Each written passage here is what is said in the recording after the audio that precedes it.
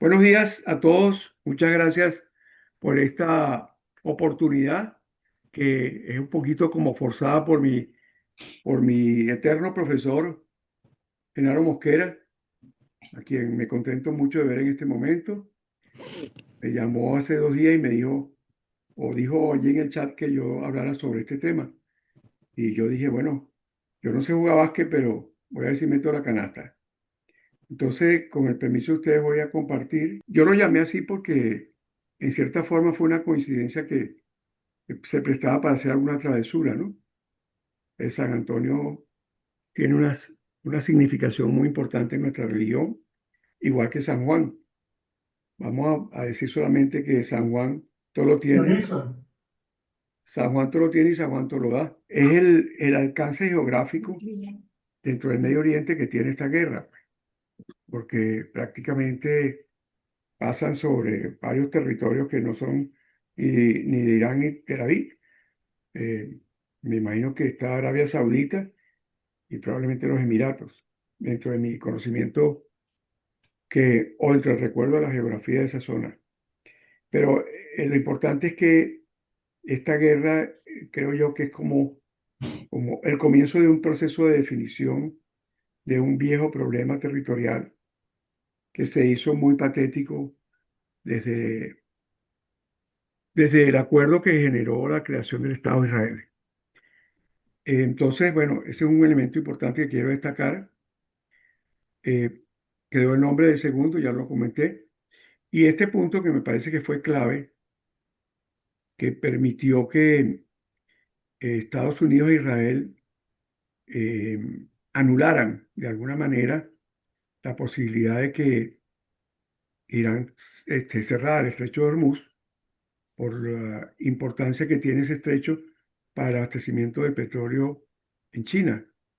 Y de esta manera, pues China, que tampoco ha entrado en la guerra de Ucrania y que tiene una neutralidad muy geopolítica y militar de mucha trascendencia, la mirada de China siempre es a largo plazo. Entonces, este punto me parece que se puede destacar para la discusión. El otro punto lo señala un diario que, por su nombre, ya saben de dónde es, y dice, empieza con esa cita de Clausewitz, un viejo estratega que ha sido muy utilizado por los ejércitos. La guerra es así un acto de fuerza para obligar a nuestro enemigo a hacer nuestra voluntad. Eso está bastante claro, incluso en los pasos anteriores especialmente de Trump en su primer gobierno y en el poco tiempo que tiene este segundo gobierno. Entonces, lo que dice este diario que nos parece digno de destacar es que Israel y Estados Unidos lograron un éxito táctico, operativo y estratégico, mientras Irán hacía una guerra muy a la antigua. Una de las cosas que favoreció mucho a Israel y que la usa mucho, incluso desde Entebbe, no sé si se acuerdan, es el uso de su sistema de espionaje, de la guerra, digamos, de la guerra de espionaje, pues, en la cual eh, hoy en día es más importante eso que tener poder militar. Y el ataque fue muy preciso y muy quirúrgico, sobre todo para eliminar tanto este, grandes espacios de poder militar como a los líderes más importantes del ejército iraní. Em, los dos estados tienen suficientes poderosas fuerzas militares. La ventaja más importante de Israel es su tecnología, es la inteligencia, pues de nuevo el tema del uso de las habilidades no, no directamente agresivas, sino más bien puntualmente importantes. Y allí funcionó pues ese dúo de Estados Unidos y Argentina, y Argentina y Israel, yo no sé por qué y Argentina, porque es que estamos metidos en el fútbol también, Toño y yo. Entonces, en este punto, otro aspecto importante que, que queremos destacar es que Israel estaba, o sea, Israel tenía ya un tiempo con la guerra con Hamas y dado que Irán participó mucho allí, Irán se ha debilitado en cierta forma porque ha expandido un poco su apoyo y ha generado una serie de ejércitos estratégicos para debilitar a Israel y no lo ha logrado.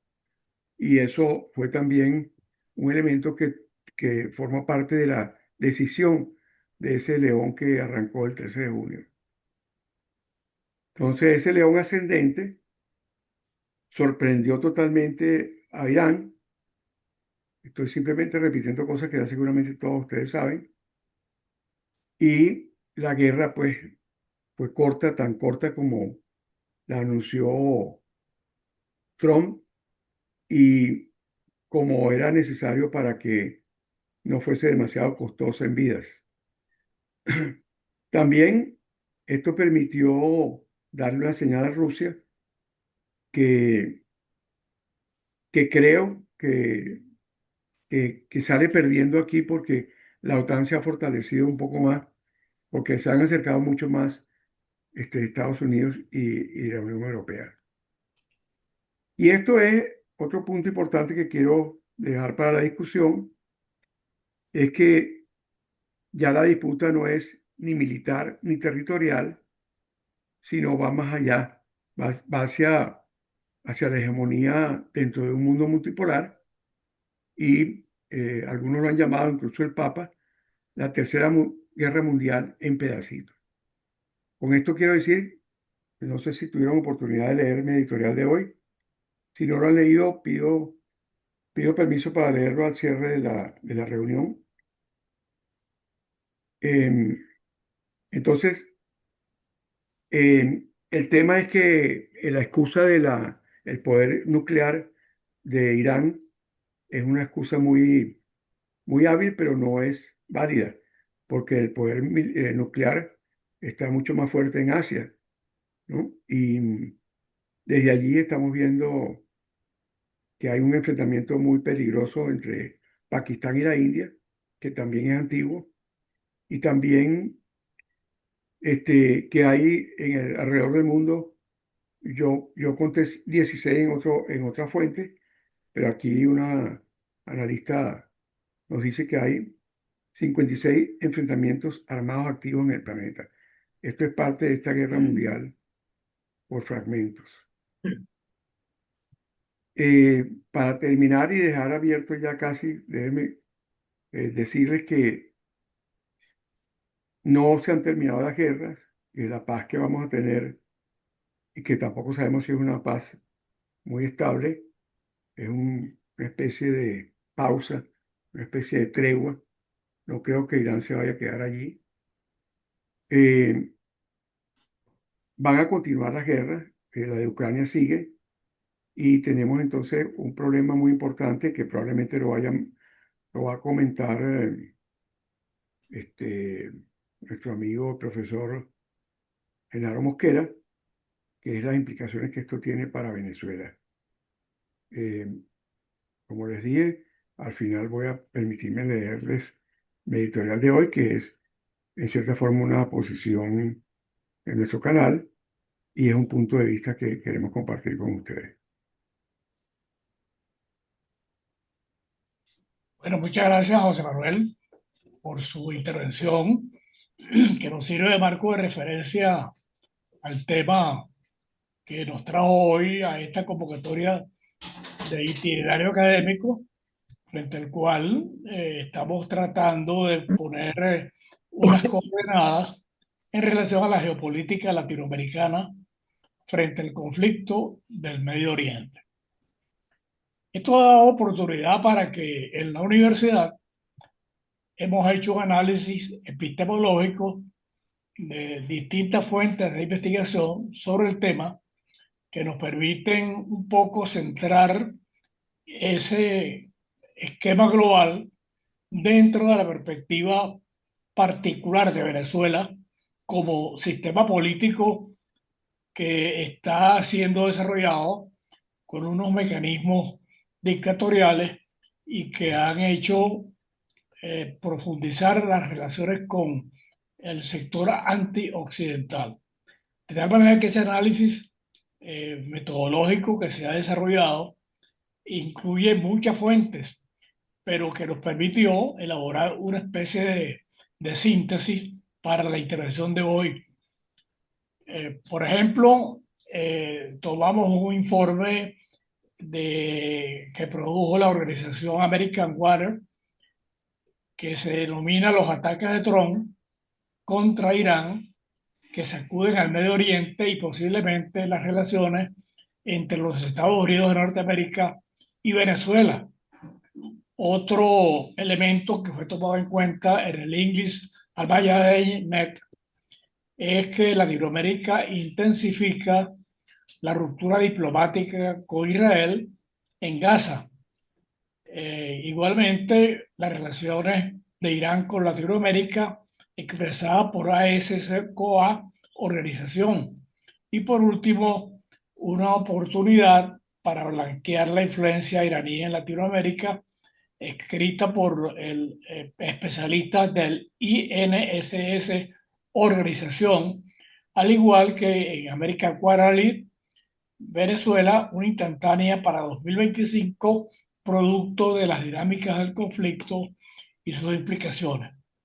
Esta dinámica de intercambio de temas nos condujo a hacer un resumen que queremos poner a disposición de ustedes con el objetivo de crear una especie de marco de referencia sobre un importante tema que está afectando a Venezuela como país portátil, digámoslo de esa manera, las relaciones con el mundo occidental, especialmente con Estados Unidos, y las crisis que sobrevienen de dicho conflicto.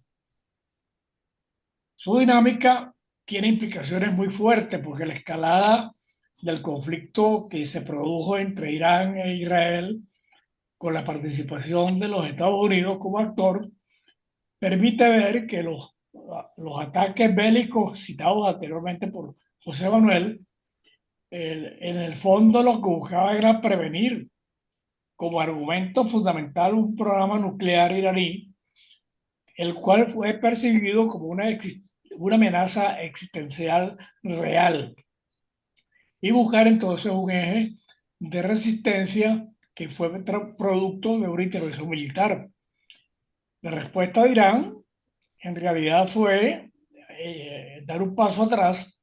Sin embargo, insiste en su determinación para desarrollar armas nucleares y eso viene acompañado de una serie de amenazas, como por ejemplo cerrar el estrecho de Hormuz, lo cual en teoría tendría un impacto significativo en el comercio mundial del petróleo y los hallazgos que se están generando como consecuencia de la situación en Palestina para un poco reducir la presión de Israel en relación al tema de Gaza. Esto tiene entonces unas relaciones importantes con América Latina y el rol que Venezuela cumple sobre este particular. Claro, existe y está confirmado una enorme presencia diplomática de Irak en América Latina y su relación con Venezuela ha sido muy sólida y persistente, caracterizada por una profunda cooperación económica, militar y de seguridad que está afectando al continente norteamericano. Irán ha sido fundamental para ayudar entonces a Venezuela a evadir las sanciones americanas, ha facilitado el comercio petrolero subterráneo, eh, ha facilitado el comercio de gasolina y en las derivaciones financieras, incluso el tránsito de minerales en el continente y en el continente europeo y asiático, y se ha logrado entonces que ellos hayan fijado una cabeza de playa en América Latina con sede en Venezuela, incluyendo la instalación de una fabricación de drones en una base aérea militar venezolana. También han entrenado personal y han hecho una apertura a un canal de comercialización para la venta de armas en América Latina. Todo ese apoyo ha logrado que Maduro, como presidente ilícito, haya alineado su fuerza con Teherán, que viene siendo expresada de una manera muy pública de apoyo a Irán, incluso en mítines públicos con la presencia de círculos chavistas, como es el caso de la Piedrita, y la intervención bochornosa del embajador de Irán en una especie de evento público donde se quemó la bandera iraní y la norteamericana, creando un escozor incensario Israelí, israelí, claro, no y listo además iraní, la bandera israelí. silenciosa que podía haber entonces esperado una reacción internacional y que ha tenido una observación muy particularmente silenciosa de China y de Rusia.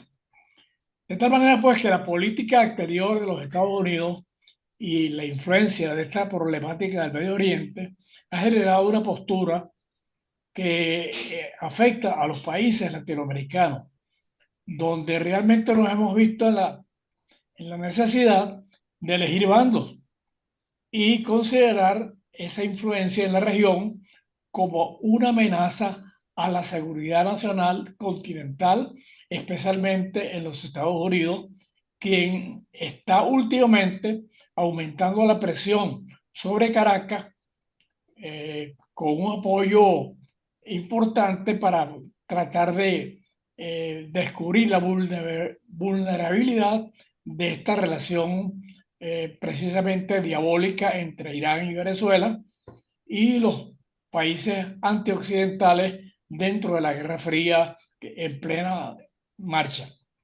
El punto clave es la preocupación de los Estados Unidos por los vínculos entre el Hezbollah y las redes del narcotráfico y las redes ilícitas en América Latina, lo cual significa que se traduce en una declaración pública de afectamiento de la seguridad nacional norteamericana y que obviamente las relaciones iraníes, perdona, las relaciones israelitas con América Latina están enmarcadas en una creciente confrontación diplomática y especialmente centradas en la guerra en Gaza y la expresión de varios países como por ejemplo Chile, Brasil, Bolivia y Colombia, que han tomado medidas diplomáticas y o han roto relaciones en una actitud francamente beligerante, mientras que otros países como Argentina, por ejemplo, mantienen un lazo muy estrecho con Israel y esa relación particular que es Venezuela, Cuba y Bolivia, que empezaron a desarrollar una actividad importante contra Israel, apoyando a Irán, y que incluye cosas no tantas como es el caso de los equipos de seguridad, el tráfico de armas y las actuaciones, por ejemplo, como la de Brasil, que es el mayor comprador de armas israelístas. De tal forma que todo eso se traduce en un complejo mundo eh, global que está afectando a América Latina en esa relación del Medio Oriente, bien en apoyo a Israel o en apoyo a Irán, y las derivaciones que tiene con Rusia y China. Esa escalada del conflicto está bien marcada en los mercados energéticos globales y sus implicaciones en la economía petrolera, especialmente la venezolana. Se han considerado la evasión de las sanciones por esa dependencia que Irán ha venido defendiendo, tratando de romper los controles y las respuestas y alineaciones que se han generado con otras potencias regionales, como es el caso de China y Rusia. Bueno, esta situación política económica global, entonces, genera una resiliencia importante y una capacidad de respuesta a las presiones externas internacionales y que tienen implicaciones geopolíticas significativas para América Latina y en particular para Venezuela, debido a las alianzas y la dependencia que Venezuela tiene con esta situación, de más bien del terrorismo. Una situación que es compleja, que es un escenario muy complicado para Venezuela, que permite ser analizada desde distintos ángulos, que es lo que el itinerario académico ha venido haciendo para tratar de construir un marco de referencia referencial que nos permita entender en buena medida esta problemática. El primero es el impacto económico, un conflicto que está generando volatilidad en los mercados energéticos con fluctuaciones prolongadas en los precios petroleros que están afectando a Venezuela, así como las puede beneficiar en un momento dado. Y, por supuesto, desemboca en una polarización política cuyo conflicto tiende a agudizarse, con el apoyo de otros países de América Latina, como lo he citado, es el caso, por ejemplo, de Bolivia y otros países que tienen el respaldo, como es el caso de Brasil, México, Chile y Perú, que han adoptado una posición no precisamente moderada, sin embargo, hacen un llamado al diálogo y han desencadenado toda una política generalizada de opinión pública, donde algunos son más cautos que otros, como es el caso, por ejemplo, de la Argentina, que ha mostrado una postura alineada con los Estados Unidos más claramente definida. Todo dentro del marco de las amenazas a la seguridad nacional. Por supuesto que el riesgo directo son ataques terroristas en la región, cuya probabilidad es baja. Sin embargo, la posibilidad de ciberataques o represalias indirectas comerciales por los actores proiraníes tienen en alerta a todos los organismos de seguridad, especialmente de los Estados Unidos. Y claro, todo eso se ha documentado y hay elementos de protección militar que comenzaron a profundizarse en el caso de Panamá por potenciales actos de terrorismo. Y ahí se nota un movimiento militar importante norteamericano para tratar de proteger una vía interoceánica que es clave en las relaciones comerciales internacionales. Para Venezuela, vista esa estrecha relación con Irán manifestada públicamente, implica una oportunidad más bien de dependencia petrolera, donde Irán siempre ha venido procesando y comercializando el crudo, que está sancionado por los Estados Unidos, pero que han tratado de evadir los efectos de la misma, y los ingresos petroleros para Venezuela se han mermado, pero sin embargo se mantienen en un cierto nivel, paradójicamente. Incluso la potencialidad de un alza significativa de los precios debido a los efectos de la guerra, que ha sido detenida hábilmente por el presidente Tong. Sin embargo, las relaciones con China, que se va forzada a buscar el crudo en los mercados internacionales, y sus relaciones con Iraní, con ese petróleo, tiene entonces unos parámetros importantes a medir que son eh, significativos en un análisis estratégico de esta problemática. Las alianzas, por ejemplo, Caracas-Teherán, no queda la menor duda que han crecido peligrosamente. Y lógicamente viene acompañada con la cooperación tecnológica, con los problemas energéticos, la agricultura, pero especialmente en la defensa, como Venezuela como cabeza de playa. Incluso la presencia de la Guardia Revolucionaria iraní y del Hezbollah en Venezuela es bien conocida, las instalaciones militares también son conocidas, y eso nos pone en una situación extraordinariamente peligrosa frente a las políticas norteamericanas y que puede precipitar un cambio político dentro de Venezuela por ese extremismo mostrado en una postura diplomática cuyo gobierno, ilícito por cierto, ha adoptado una posición muy fuerte a favor de Irán, y ha desarrollado una política publicitaria muy peligrosa. Por ejemplo, han invitado a una cumbre mundial de la paz que es parafraseando al presidente Trump de promocionar como actor fundamental el cese del fuego que ha ocurrido y la intervención de Trump en la OTAN, postura que Venezuela trata de bloquear para posicionarse como un actor relevante en la diplomacia internacional, tratando de salvar las debilidades que tiene como gobierno dentro del país. Por supuesto que las sanciones dentro de este conflicto se han profundizado y se van a profundizar para echar por tierra las aspiraciones venezolanas de mantenerse en el poder, tratando de forzar una crisis energética y que fuerce a otros actores a reconsiderar o flexibilizar ciertas sanciones, cosa que no va a ocurrir.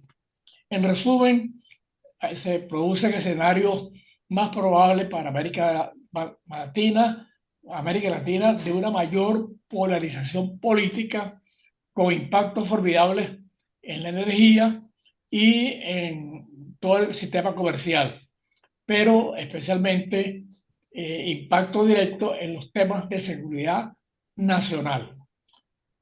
Estos riesgos, que son realmente importantes, generan una postura de Venezuela totalmente inconveniente para el país, quien ha venido buscando un apoyo diplomático y tratando de sacar ventaja, diciendo que su gobierno lo apoya Irán, China, Rusia, cosa que ya está bien lejos de ser posible y tiene un impacto geopolítico importante en ese conflicto.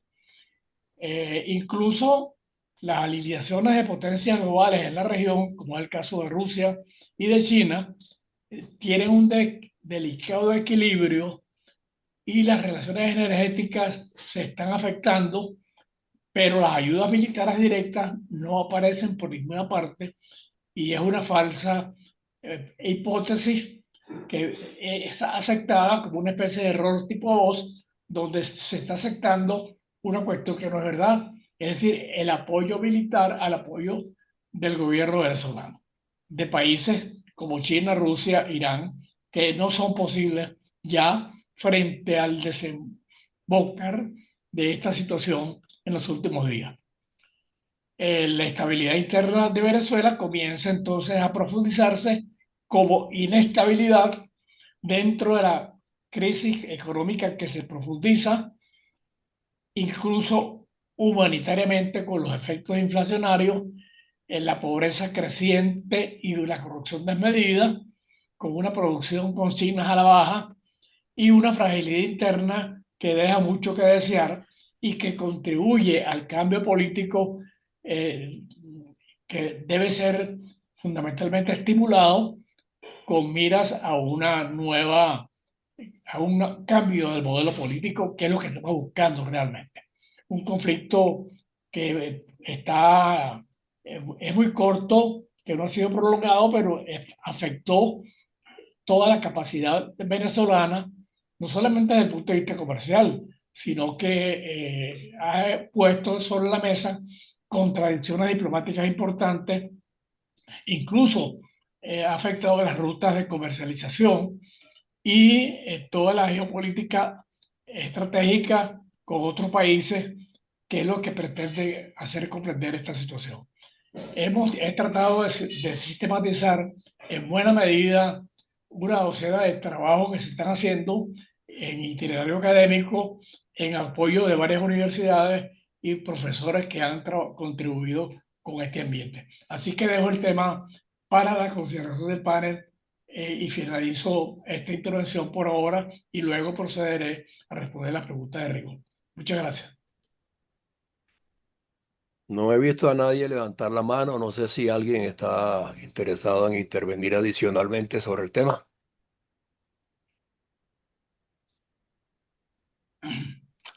A Juan, adelante. El micrófono, por favor, micrófono, por favor. En primer lugar, debo de expresar que esta realidad nos ha obligado a hacer una serie de revisiones, reflexiones y que estamos participando en nuestras vidas dentro de un proceso trascendente para la historia de la humanidad.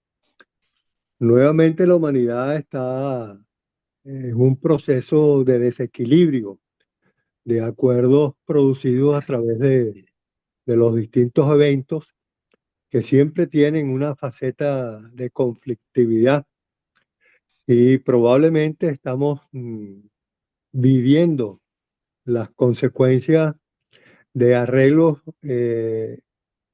indebidos o inexactos o inconvenientes alcanzados como producto de los resultados de las distintas confrontaciones mundiales que han ocurrido.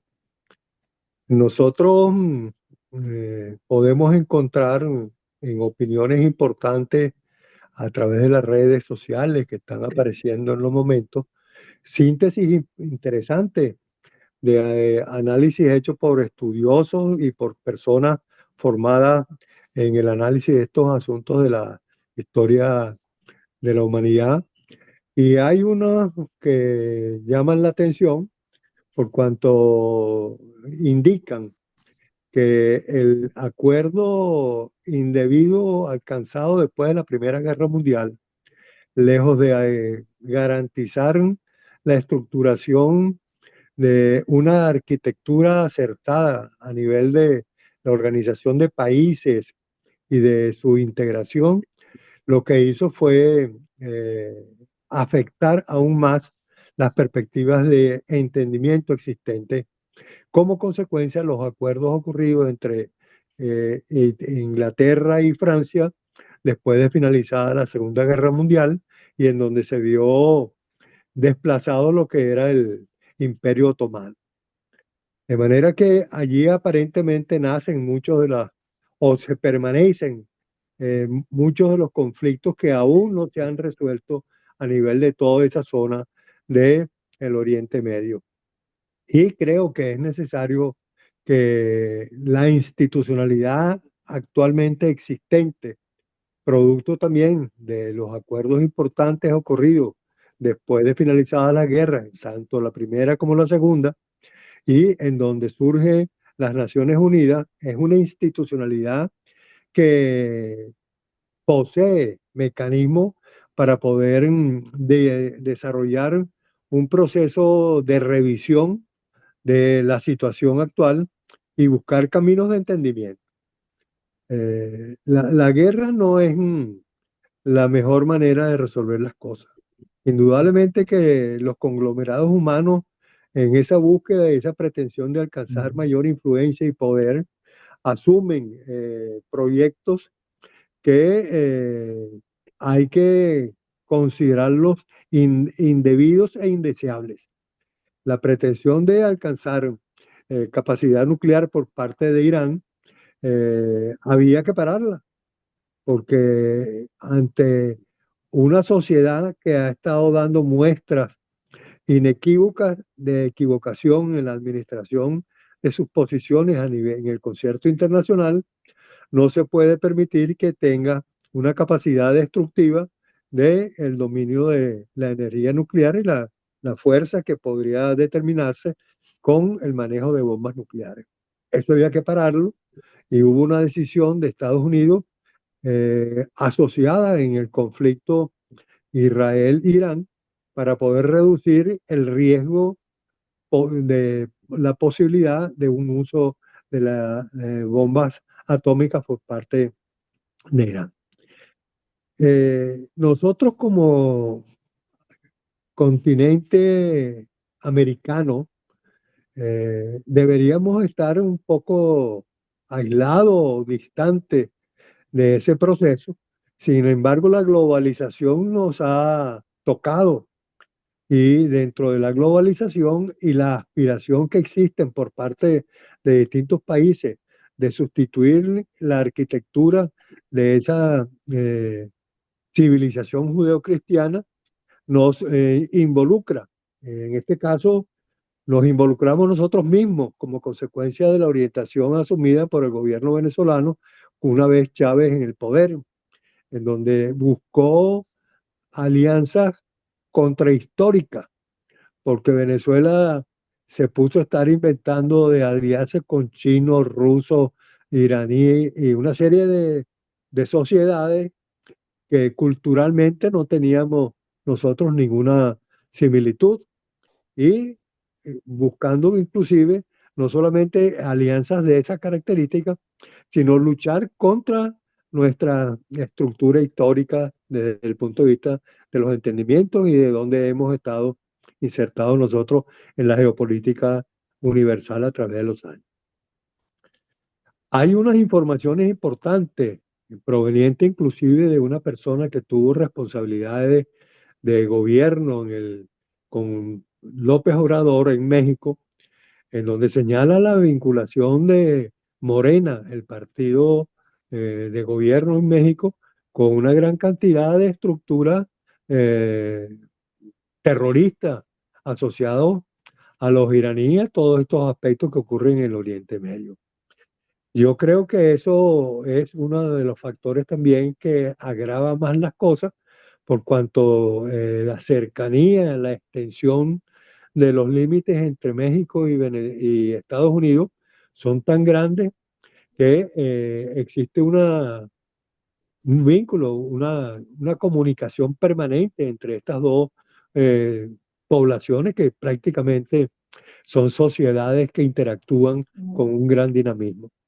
De manera que luce importante que la institucionalidad existente a nivel mundial, en este caso las Naciones Unidas, identifiquen un proceso que permita hacer una evaluación de lo que está ocurriendo y busque cómo eh, identificar un camino que le permita al concierto de naciones buscar un entendimiento que apunte hacia alcanzar una revisión y reestructuración de los distintos estados y que eso nos pueda conducir a una paz duradera y basada en la solución de tantos conflictos y problemas que existen en la humanidad.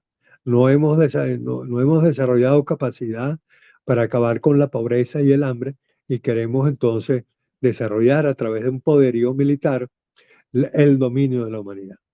Esa sería mi participación hoy en esto, ¿no? ¿Alguien quiere intervenir? Señor Hurtado, ¿tiene algo que comentar? Bueno, Adelante. voy a tratar de enfocar el tema. Me parece interesante todo lo que se ha dicho y desde el punto de vista político y el impacto que tiene este conflicto para el mundo, para Latinoamérica y específicamente para Venezuela. Pero yo, quizás por mi condición de psicólogo, siempre me traslado en el campo de la investigación a los orígenes de todo esto. Si me permiten, voy a hacer un pequeño recuento histórico, que a veces se pasa por alto, pero que tiene un grado muy significativo en todo este conflicto. Nosotros sabemos ya, incluso por la misma Biblia habla de, de esa zona, que fue denominada como Canaán, pero luego que el Imperio Romano toma posesión, la denomina Judea, por la gran presencia de judíos que habían sido expulsados de Egipto. Pero hay un factor en la historia que cambia un poco la concepción.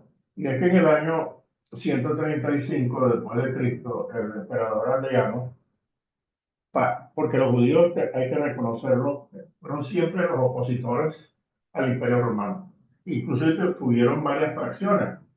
Jesús, que era judío, bueno, tomó el camino muy diferente a los grupos radicales, como era el camino del perdón, echando por tierra. Recuerden el código de Hammurabi, que era ojo por ojo y diente por diente, y viene Jesús con una propuesta nueva como judío, que es el perdón. Pero hubo grupos allí, como los celotes, que siempre se opusieron al imperio romano, que fueron muy activos, una especie de guerrilla, que por cierto, la Biblia no nos lo dice así, pero dice que la historia romana dice que Judas Iscariot era miembro de ese grupo celote, como fue uno de los que crucificaron también con Jesús, y que, bueno, Judas Iscariote no tenía diferencia con Jesús porque no congeniaba con eso mucho de darle al César lo que es del César. En ese conflicto, en el año 135, el emperador Adriano trae un grupo para contrarrestar. Importa un grupo que son los filisteos para contrarrestar la lucha de los judíos en esa zona. Y denomina la zona no como Judea, sino Siria-Palestina, entendiendo el término palestino como una derivación de filisteos. Ese conflicto no paró allí. Nos trasladamos a través de la historia y, como dice Juan, mencionó el caso del Imperio Otomano, que era que en una época antes de que el Imperio Británico irrumpe y se desploma el Imperio Otomano. Entonces el Imperio Británico toma posesión de toda esa zona, inclusive de Egipto, que después se independiza de Egipcio, pero deja como protectorado la zona que se comenzó a llamar Palestina. Pero como yo dije antes, no era esencialmente así, era Judea. El traer, como lo dijo también Juan, entre Francia y Gran Bretaña, traer todos esos judíos desplazados en Europa, se les ocurrió la idea de ubicarlos definitivamente en la tierra prometida, que era todo lo que aspiraban de acuerdo a los términos bíblicos del judaísmo. Que quiero decir que entonces este problema sí tiene una raíz religiosa, posteriormente con la presencia de Mahoma en el año 600, cuando empieza a crear el Islam, en el año 610, 615, que se agrava más la situación, porque yo siempre cuando analizo este problema religioso, me enfoco mucho en el Islam. El Islam es una religión guerrera. Mucha gente cree que, obviamente que se ha modernizado en algunos países, como también ha sucedido con otras religiones, que no son tan arcaicas como eran antes. El mismo cristianismo, que tenía posiciones bastante radicales, recordemos el caso de la Edad Media, con la Inquisición y todo eso. Pero en el caso del Islam, el Islam fue formado más como movimiento político para luchar contra los judíos y los cristianos. Y luego lo remoza con planteamientos religiosos. Pero es una religión, porque fíjate, yo quiero recordar que Mahoma participó en innumerables guerras. Era un profeta un poco, si venía en el nombre de Dios, era un poco cuestionable esa posición. Y esa es la esencia para mí, desde el punto de vista del Islam, que es la confrontación. Obviamente que en el mundo moderno se han diferenciado, vino la división entre chiitas y sunitas, Los chiitas, como sabemos, son la parte más radical, que apenas son el 30% del islamismo, pero tienen a unas naciones, voy a mencionar solamente tres: uno, Irán, que es la que comanda ese radicalismo, Afganistán, incluso Yemen, y una que otra posición por allí. Pero la mayoría, el 75%, es sunita, que se consideran los verdaderos descendientes de Mahoma, como es Arabia Saudita, muy opuesto a Irán. Irán, interpretando, como lo han interpretado los afganos, interpretando en su esencia original el Islam, es que hay que imponer esa religión. Y que los demás, que no se, lo dice el Corán, que es el libro cabecera del Islam, dice que hay que luchar contra los infieles, contra todo aquel que no se convierta al Islam, al final tendrá que ser asesinado, así lo dice claramente. Es decir, ¿por qué traigo yo este punto? Porque no es fácil descartar la situación de Irán simplemente porque, bueno, difiere de la política internacional. No hay, en el fondo hay una esencia que los mueve. Ahora, Israel, indudablemente, el conflicto de religiosos se convierte en un conflicto geopolítico a partir de la creación del Estado de Israel en 1947, que ya los países árabes no aceptan la presencia de Israel allí, que comienzan, recuerdan las guerras esas. La más significativa fue en 1967, cuando Israel expande su frontera. Más o menos lo que ha venido sucediendo con las naciones en el mundo, que están tratando de hacer Rusia con Ucrania, de apoderarse un territorio por la vía de la guerra, del botín de guerra. Lo ha hecho Estados Unidos. No quiero dejar de mencionar, por ejemplo, cuando la guerra con México en 1841, se apoderó de todo el territorio que ahora son Texas, Arizona, California, Nevada, etcétera. Es decir, ha sido una constante en el mundo, lamentablemente, de la humanidad, a través de la guerra para solucionar conflictos que al final terminan las naciones poderosas apoderándose del territorio. Entonces, en este caso, Israel, quiero decir, se ha apoderado de territorios que no le pertenecen. Inclusive ha desatendido una resolución de las Naciones Unidas de 1991, donde dice que pare de instalar colonias en territorios que son exclusivamente árabes. Porque en la guerra del 67, recuerden que por ejemplo, Jerusalén estaba dividida. La parte la mitad administraba a Israel y la otra Jordania. En esa guerra, Jordania fue barrida a sus fronteras y se creó lo que es Cisjordania con la Franja de Gaza, que es lo que se aspira que sea el Estado palestino en un futuro. Pero hay que estar claro que tampoco Israel ha sido una mansa paloma en este conflicto. Recuerden que en esa guerra del 67 se apoderó también de los altos del Golán, que tiene y no lo va a soltar, porque es una zona estratégica. Y así sucesivamente. Y uno se pregunta, bueno, de todo este marco geopolítico, ¿por qué Israel es tan importante para Estados Unidos? Porque el poder económico del judaísmo en este país, en Estados Unidos, es poderoso. Wall Street está dominado por las finanzas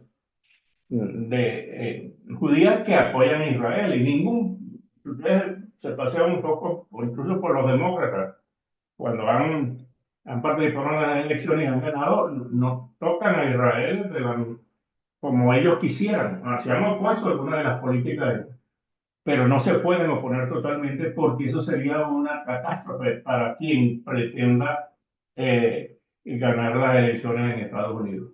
Entonces, indudablemente, todo esto se ha convertido en un problema mucho mayor geopolítico mundial, donde ya lo han dicho los que precedieron con la palabra, que Venezuela y Latinoamérica en algunos países es parte lamentablemente de este conflicto geopolítico mundial, cuyo epicentro es Israel. Lo voy a dejar hasta ahí, pues, porque creo que Sí, Genaro tenía una. nos quedan 10 minutos de programa Ajá. aproximadamente. Yo no sé si el profesor Genaro quiere de alguna manera responder a las preocupaciones e interrogantes que se han expuesto. El micrófono, Genaro, por favor. No, José Manuel tiene la palabra. José Manuel, adelante. Micrófono.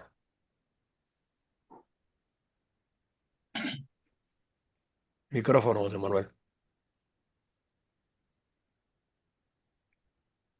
Ok, ahora sí. Adelante. Eh, eh, sí, bueno, pero no sé por qué no me enfoca a mí. Ahí estás, te estamos viendo. Ok, bueno, fíjense. Me parecen muy buenas todas las intervenciones. Creo que eh, Genaro hizo un gran esfuerzo de síntesis y de investigación.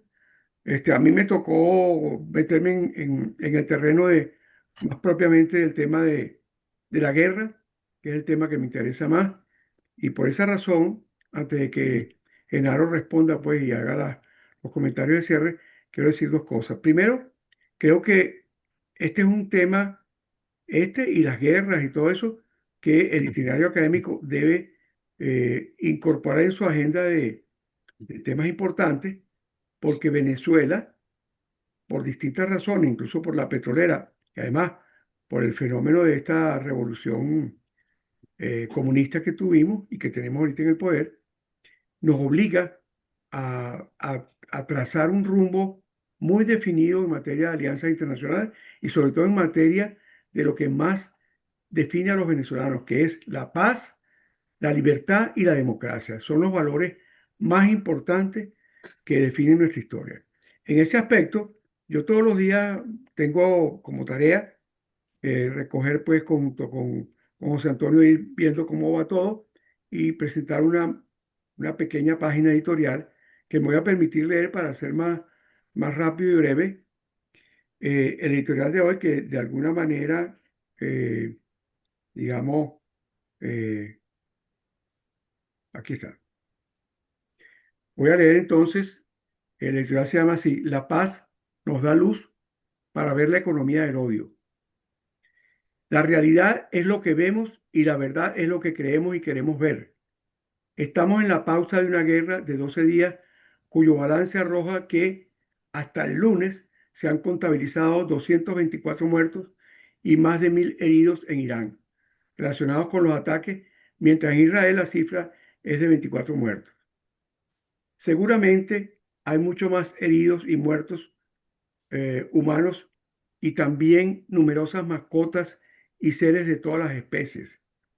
Todo esto en el nombre de Dios y contra los demonios que están en la trinchera de enfrente. En el lugar histórico donde dio la luz el haz de religiones monoteístas, amas de esta civilización planetaria, en ese lugar está ocurriendo la guerra. En el lugar histórico donde vio la luz el haz de religiones monoteístas, amas de esta civilización planetaria. Guerra es guerra. No sabemos muy bien todavía qué es la paz. Lo lograremos, eso sí, a sangre y fuego, en medio del humo y el odio que llena las redes. También en eh, en los 3 años y 4 meses y 4 días de una guerra en Ucrania, de glotonería del nuevo zar ruso y 54 conflictos armados más hasta mayo 18, según la fuente de LinkedIn. No sabemos si aparecen allí las ancianas guerras civiles de países oprimidos por tiranías despóticas y sanguinarias, como la nuestra de 26 años, la de Cuba, récord Guinness en América Latina, 66 años, las de Nicaragua, Haití, Corea del Norte y las incontables en África y Asia. Están además inscritos en esta gran lonja de la economía que mide armas y bretes de guerra, lo que la prensa policial califica como crimen organizado, lavado de dinero y demás menudencias. Amigos, estamos de muchas formas en el franco mundo del empleo, la inversión, la industria, los servicios y externalidades productivas de la economía del odio. La materia prima fundamental es la muerte de seres humanos y de ecosistemas, con esperanzas como desechos.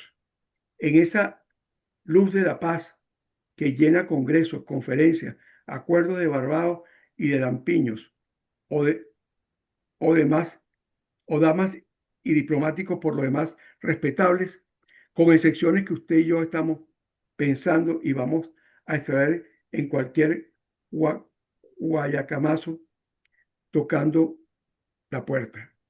Con esa luz del final y de reconciliación se aportará un granito de arena al cambio que clama y necesita este cambalachoso siglo XXI. Aleluya. Bueno, Eso es la editorial nuestra de hoy. Las tienen ustedes en su WhatsApp. Adelante, Genaro, gracias por tu tiempo. bueno, yo creo que hemos hecho una revisión espectacularmente integral de la geopolítica internacional, con particular referencia a América Latina y su incidencia en Venezuela. Ha sido un marco de referencia muy constructivo que pone el foco en la actividad particular de Venezuela como país portátil. En efecto, el gobierno de una manera oportunista trata de legitimarse a como de lugar, buscando partners o socios antioccidentales. Y eso con la falsa creencia que pueden apoyar en la fuerza militar o en la fuerza intervencionista un poder robado en las elecciones de julio del año pasado. Lo cual significa en términos prácticos que seguimos en una lucha por la libertad venezolana, seguimos profundizando las contradicciones internas que se debilitan cada día y se ha montado un escenario donde pretende el régimen eh, mostrar la imagen pública de fortaleza que no tiene, de una corrupción generalizada que está afectando la seguridad internacional, aliada al terrorismo internacional y aliada a la corrupción total. De tal manera que el modelo sigue estando cuestionado y su pronóstico es de debilitamiento sistemático y permanente, lo cual induce que tendremos un cambio muy importante, no solamente como consecuencia de las carencias y vivencias internas de los venezolanos que vivimos en Venezuela, de la diáspora regada por todo el mundo, sino que realmente el cambio de modelo es absolutamente importante y se produce entonces una acción que está debilitando cada vez más al gobierno y profundizando sus contradicciones internas. Ese esquema es la resultante de un examen dentro del cual se ubica Venezuela en los momentos actuales de la geopolítica internacional. Ok, bueno, el propiciador de este evento de hoy, con la profundidad que tiene, la diversidad temática que implica manejarlo acertadamente, yo le agradezco mucho a Juan Troconi, a quien le voy a dar para que cierre justamente 2 minutos, porque ha sido el coordinador de un aspecto que hoy día es fundamental. No porque América Latina esté implícita directamente, sino porque ya hay muchos focos en América Latina que perturban la paz que nosotros habíamos logrado medianamente alcanzar. Tenemos un foco en Bolivia, tenemos un foco en Venezuela, tenemos un foco en Colombia, tenemos un foco en Cuba, tenemos un foco en Nicaragua. Si nos En damos México, cuenta, la confrontación está bien extendida y no solamente bien extendida, sino que también está armada.